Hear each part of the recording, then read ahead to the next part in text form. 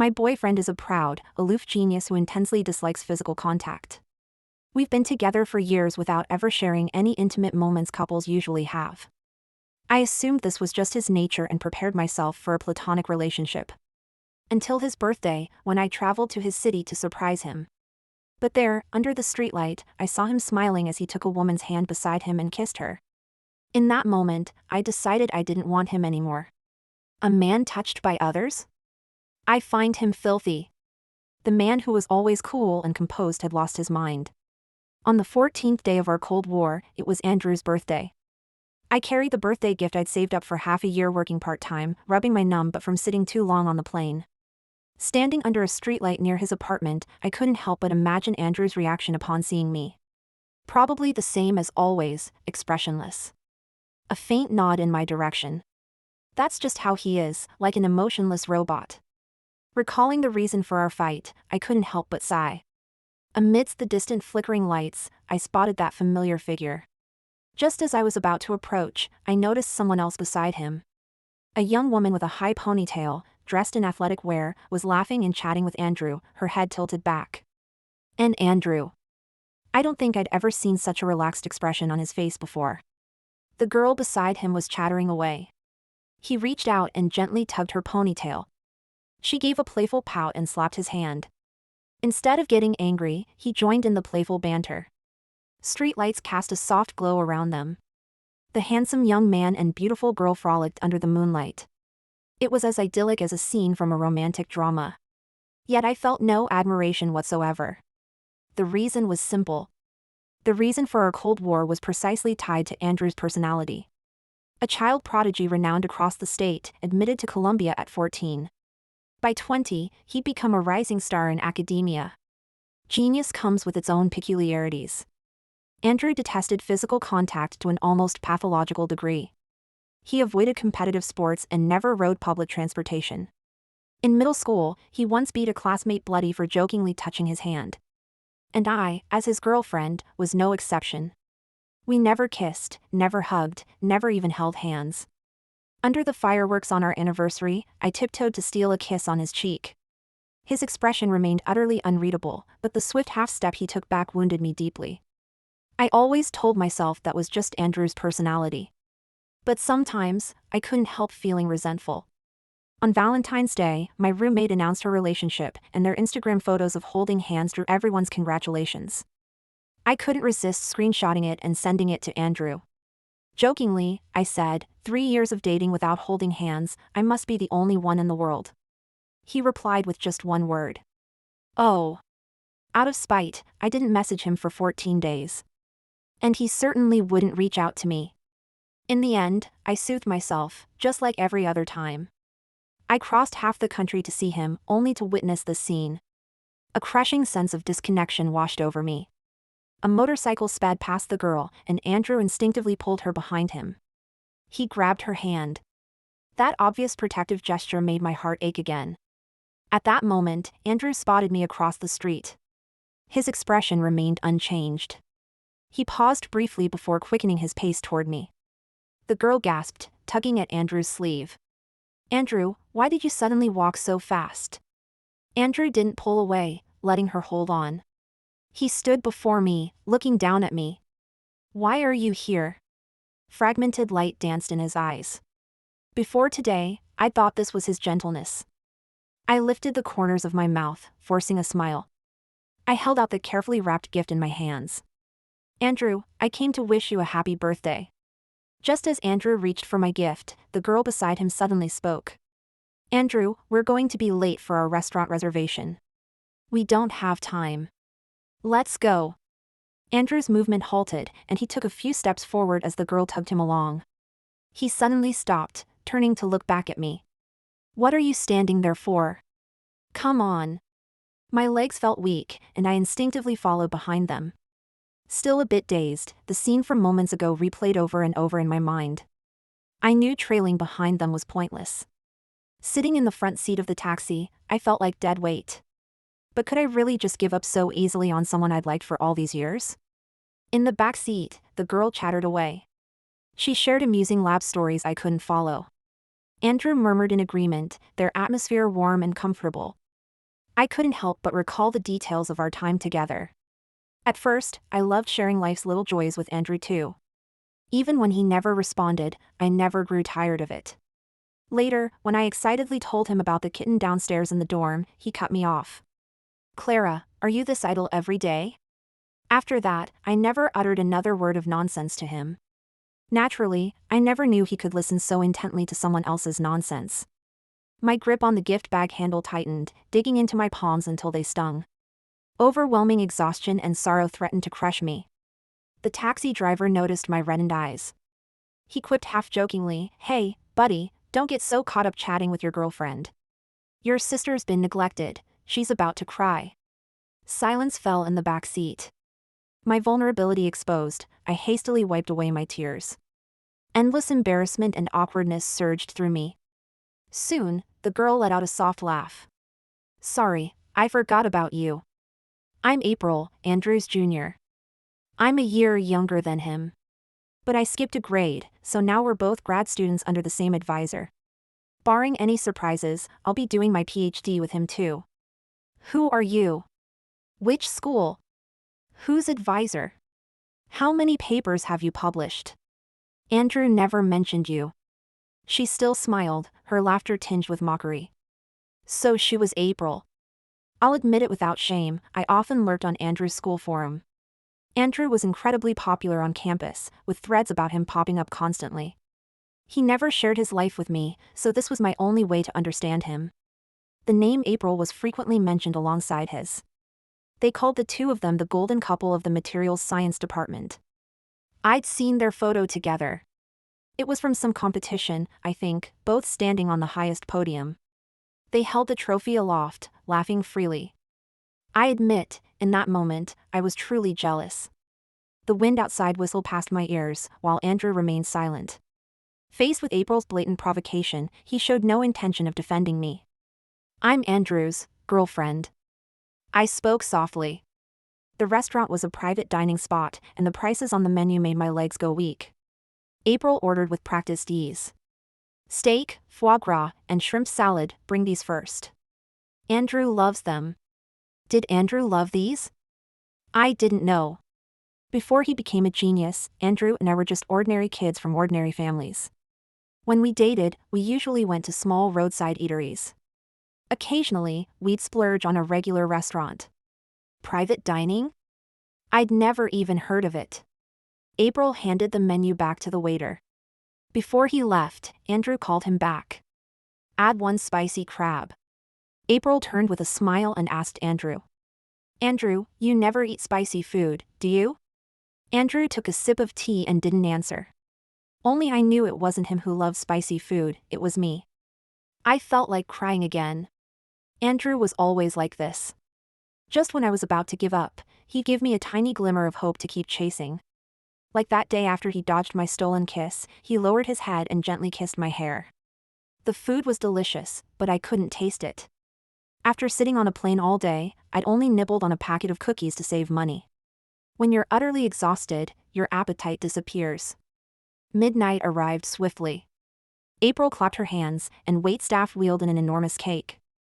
3 tiers, exquisitely decorated, each layer holding miniature figures. They wore lab coats, probably his colleagues. Atop the cake, a smiling couple stood shoulder to shoulder. When the cake reached Andrew, April spoke.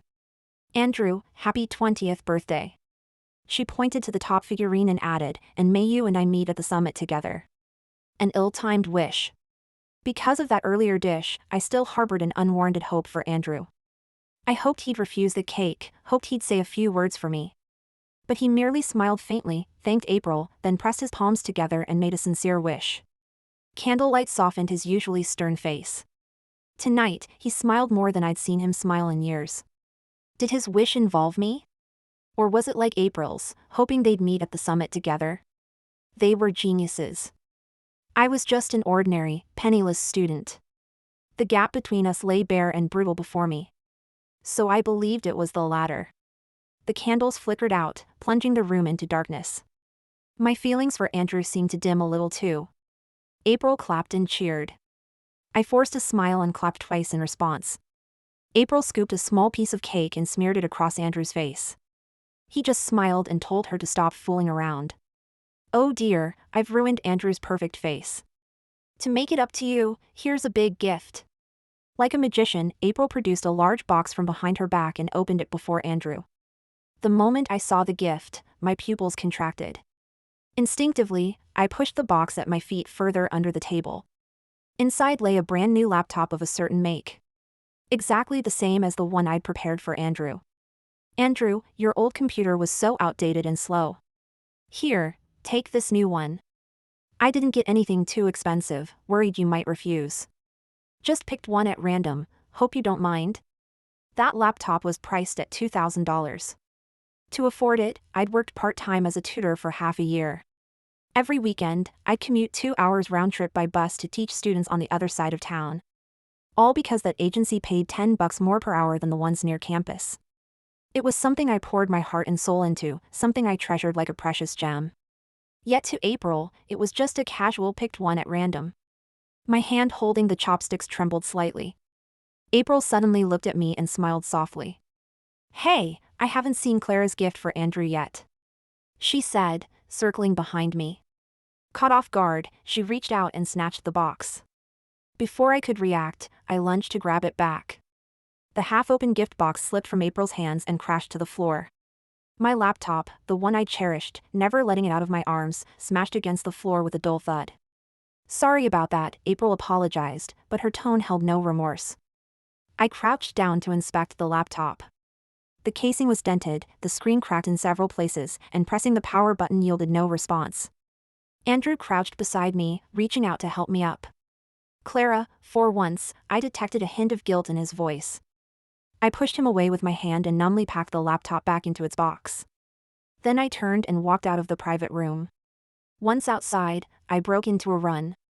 Andrew seemed to only then realize what was happening. Clara!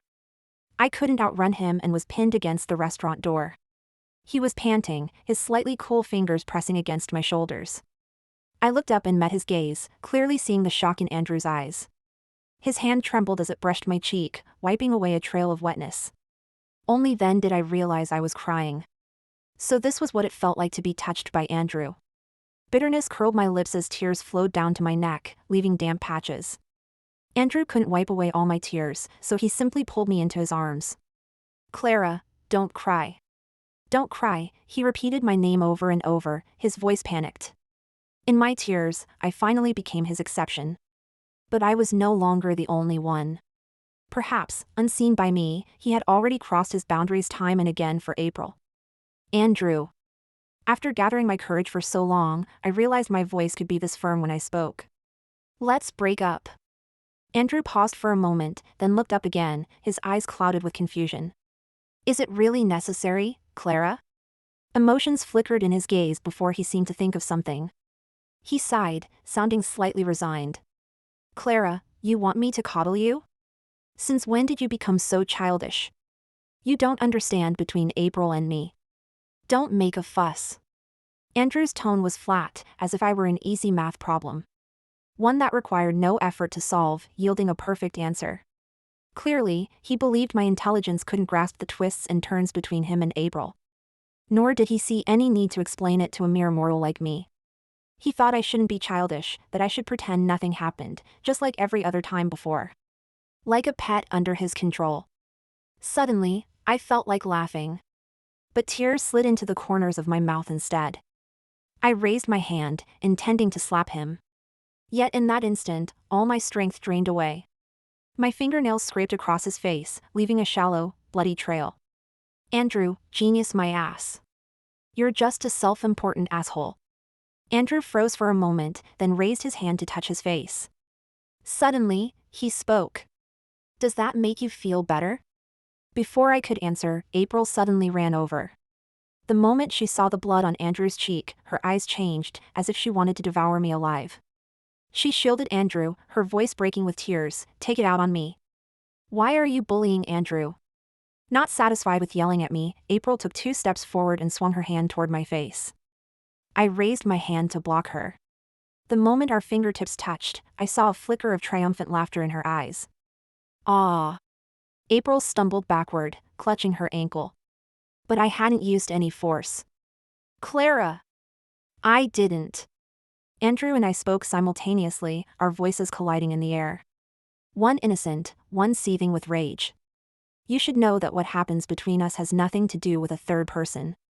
You disappoint me. The urge to defend myself vanished completely in that instant. I watched Andrew pick up the sobbing April, cradling her in his arms. Before turning away, he gave me one last look. His gaze was cold, as if he were looking at a stranger. He rarely showed emotion, yet now, because of her, he had broken that rule once more.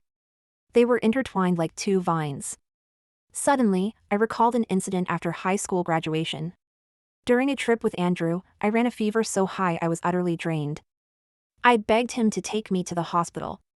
After hesitating, he finally called an ambulance. Clara, you understand me, right? The ambulance got stuck in traffic. By the time we reached the hospital, my fever had nearly turned into pneumonia.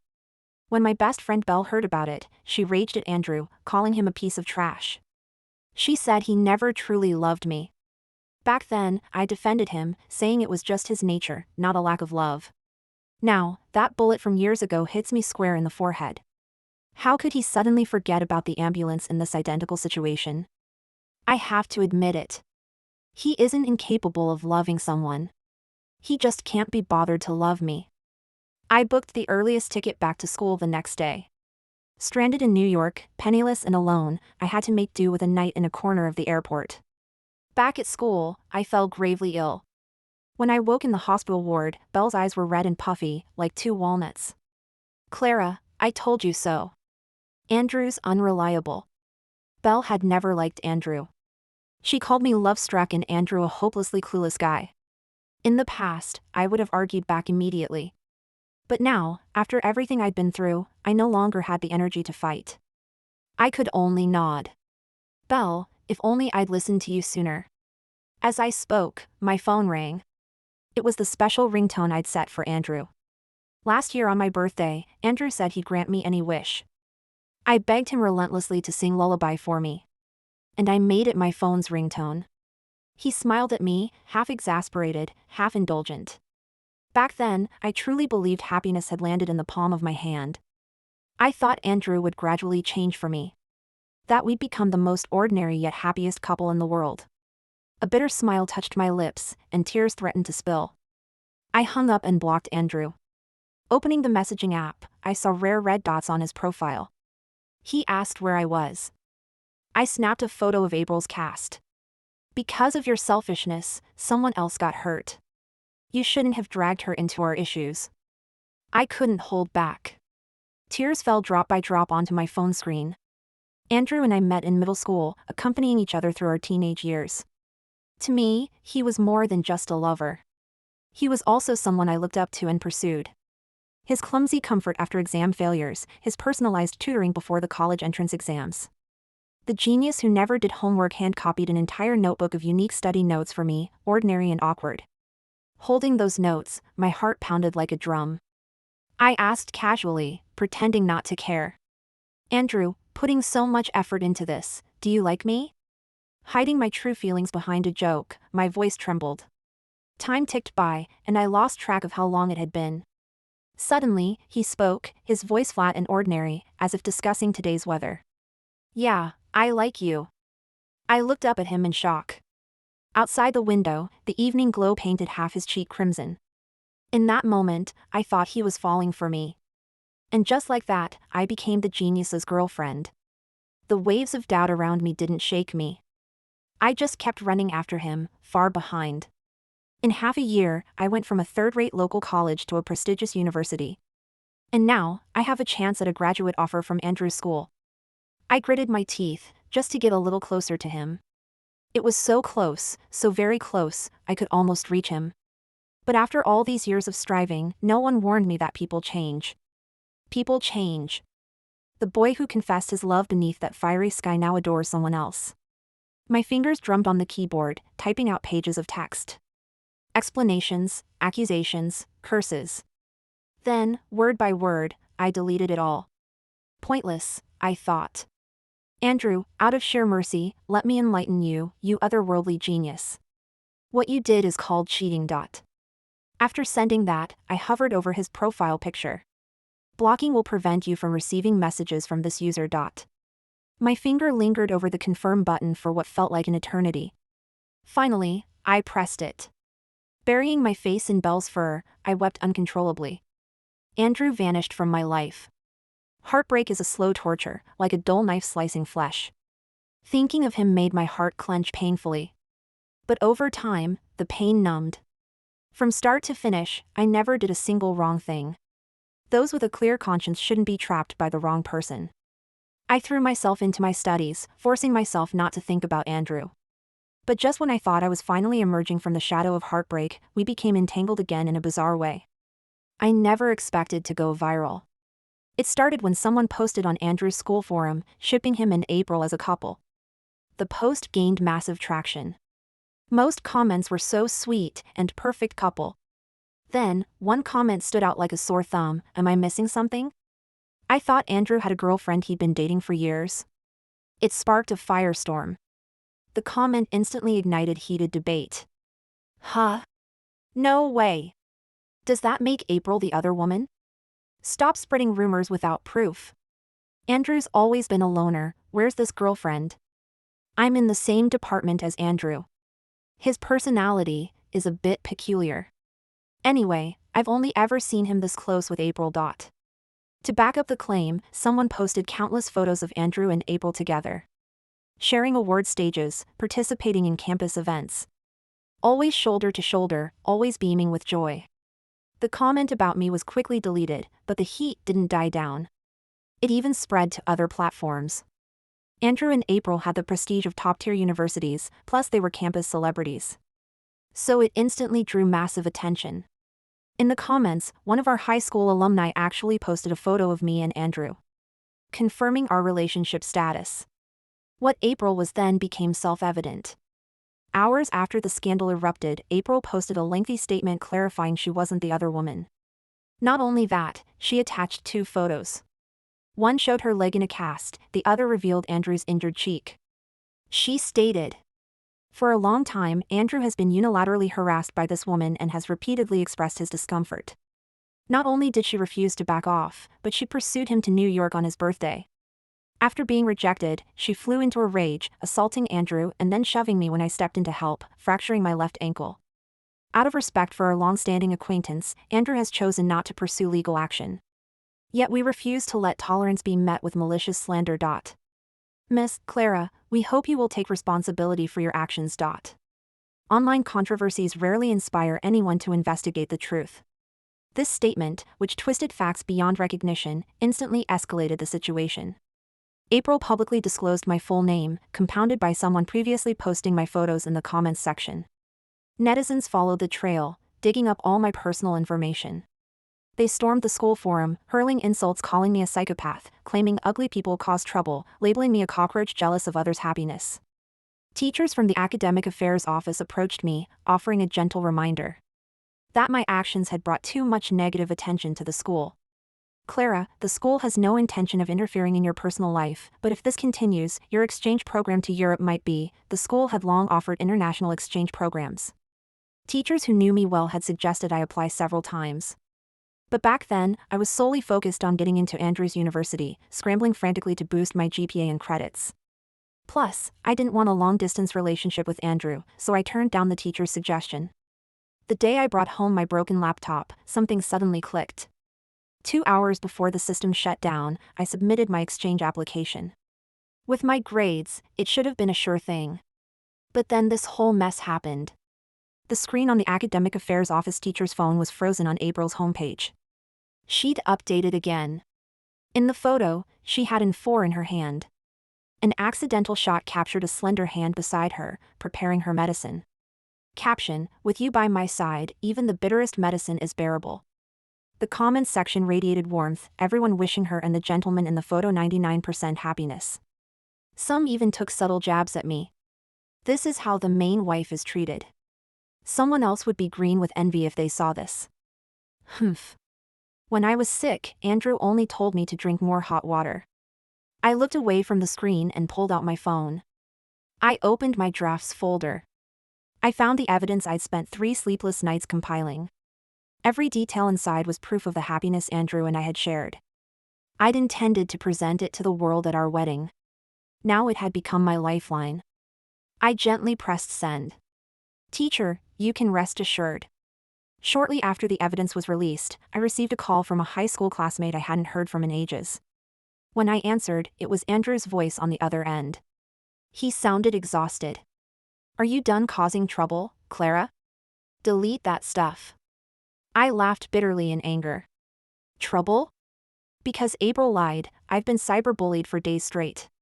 Even when I go to the cafeteria, people roll their eyes at me. Because of April's lies, I nearly faced disciplinary action from the school and lost my chance to study in Europe. And you come here to blame me. Andrew, you and April are a perfect match, both shameless to the core. Silence hung on the line for a moment. You're going abroad? How come I didn't know? I laughed coldly. Andrew, don't forget. We're already broken up. Andrew sighed deeply. Clara, we didn't break up. There's so much you don't understand about this. I'll explain everything later. Just delete the posts first. April is in a really bad place right now. Even though I'd long since given up on Andrew, my heart still sank at that moment. Even now, he was still trying to brush me off. All the pain I'd endured meant nothing to him. Rumors about me had been spreading online for 3 days, and he hadn't uttered a word. Yet because April was in a bad state, he came crawling back to make peace. So he does use the internet after all. I couldn't hold back, cursed under my breath, and hung up. After sitting in my chair for a moment to compose myself, I dialed the police directly. He said April was in a bad state, didn't he? Well, I'd pour fuel on the fire and let her taste the heat of a lawsuit. April's actions constituted defamation. Under pressure from online backlash and the police, April deleted the fabricated content. But the internet has a memory. Screenshots of her posts and photos of her flaunting her relationship spread like wildfire online. The attention she received far surpassed what I had experienced. April's school also issued a statement, vowing to handle the matter seriously. Just when I thought everything was back on track and I could focus on preparing to study abroad, I received devastating news. My spot had been revoked. I pressed repeatedly for an explanation. All I got was a dismissive response from the teacher, "It's the school's decision. We didn't want this to happen either. It's late. You should go. We're closing up." The door to the academic affairs office slammed shut. It was late autumn now, with a fine, steady rain falling from the sky, adding a chill to the air. I looked up. Under the streetlight, through the curtain of rain, stood a figure I hadn't seen in ages. Andrew. Damn it. I turned to walk away, pretending not to see him, but he grabbed my wrist tightly. A shiver of cold ran through me, giving me goosebumps. Clara, I shook off his hand. Get lost. He stared past me, then suddenly spoke. If you drop the charges now, you might still have a chance. I froze in place. Half a month ago, I filed a lawsuit. I sued April. She offered an out-of-court settlement, but I refused. In a flash, something clicked.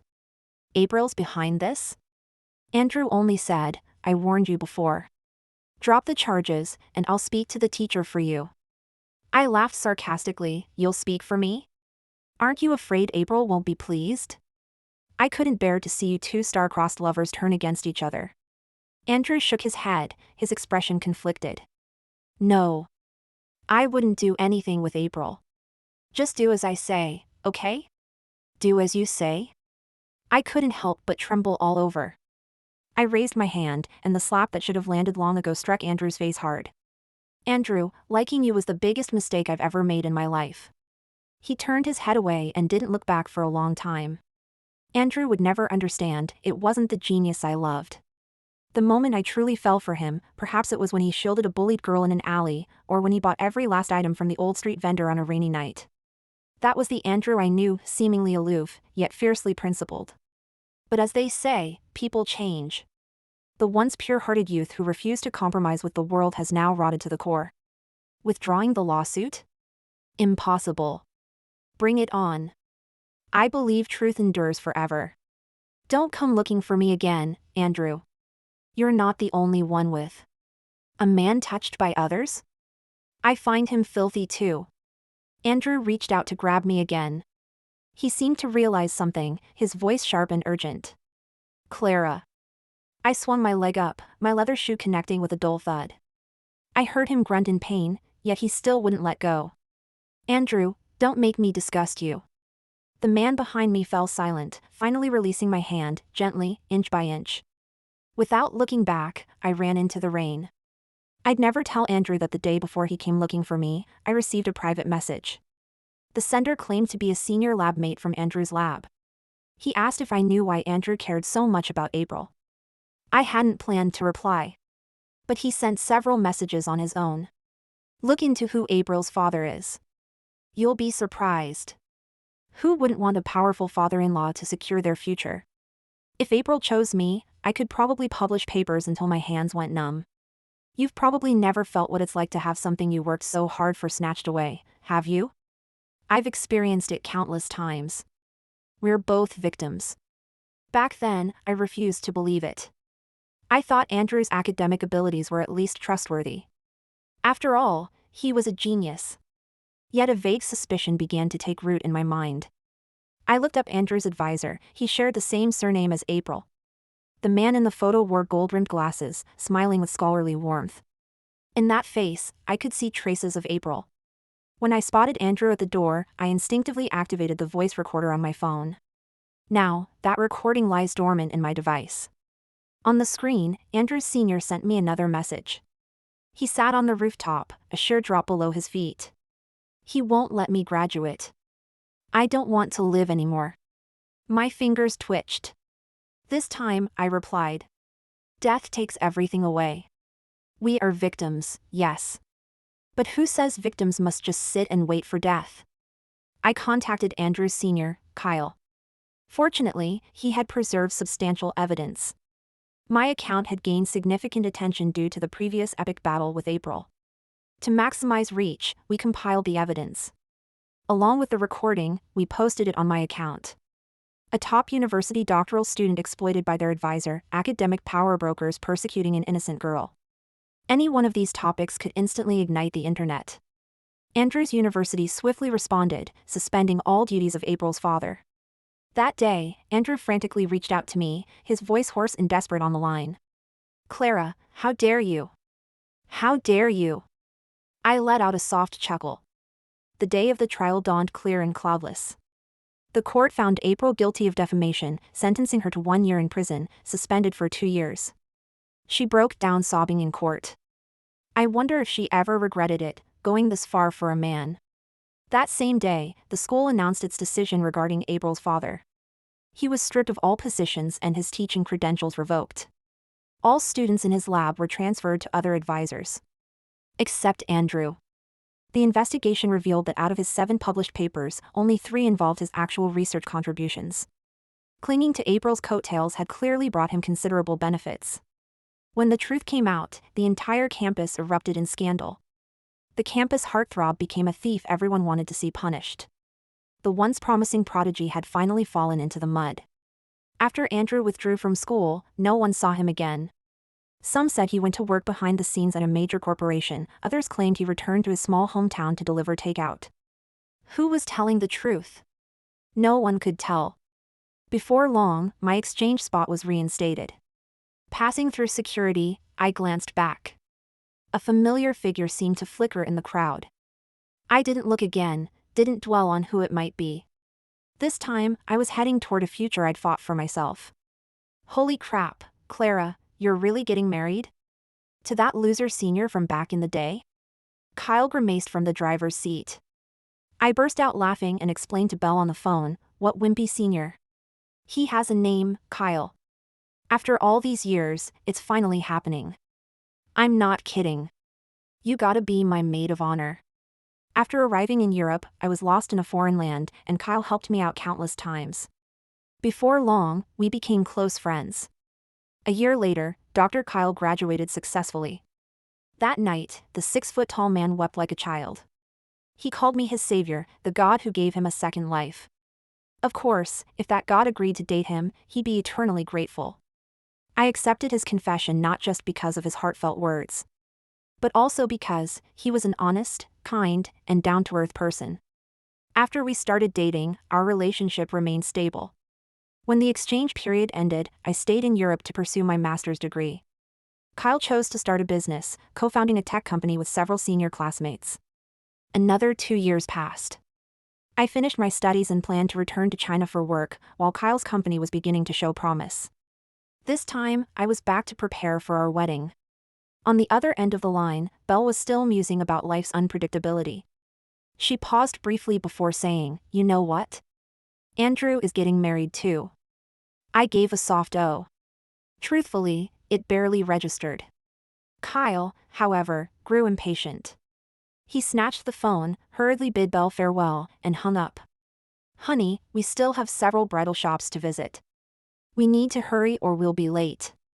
I didn't call him out on changing the subject, just smiled softly. "All right, whatever you say." Gemma Wong is a world-renowned bridal brand. 6 months ago, I saw that masterpiece in a magazine, the one the lead designer claimed consumed his entire life's work, and fell in love at first sight. This trip was specifically for the fitting. Kyle and I had made an appointment, but when we arrived at the bridal shop, we were stopped at the door. The clerk looked troubled. "Could you two please wait a moment?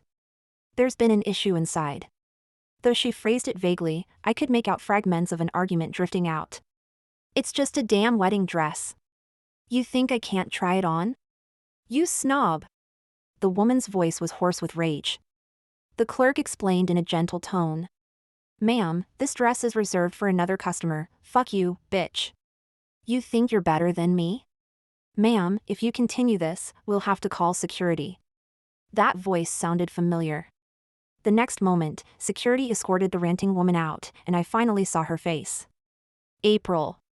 When she saw me, her tirade halted, and she froze. "Long time no see." She'd grown thin and dark, a far cry from the vibrant, arrogant youth I remembered. If she was here, then the other person in the shop must be.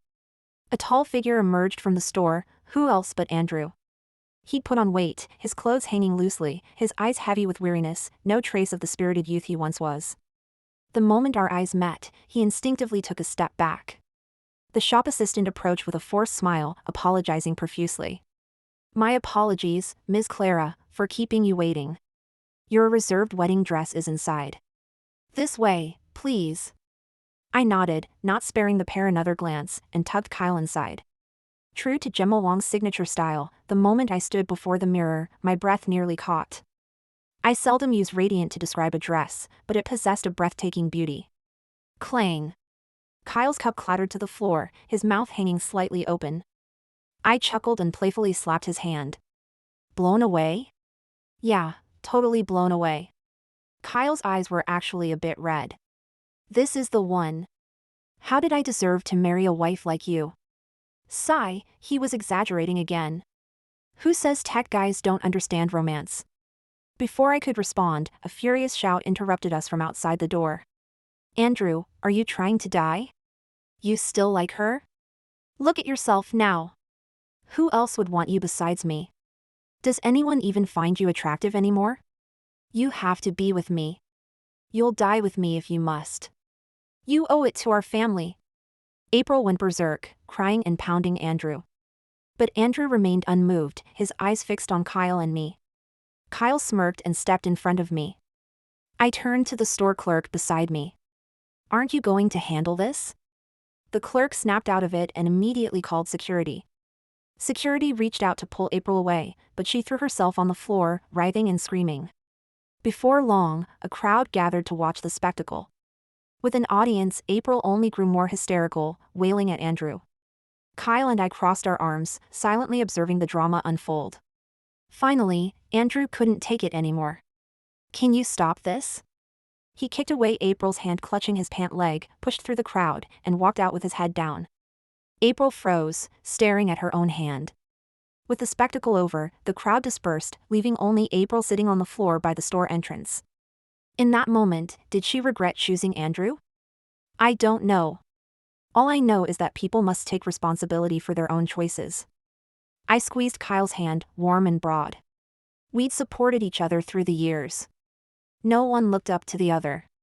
No one chased the other. Perhaps this was the love meant for me. All right, this one. Let's go home. You'll stew some ribs for me. Kyle held my hand, his voice gentle. Okay.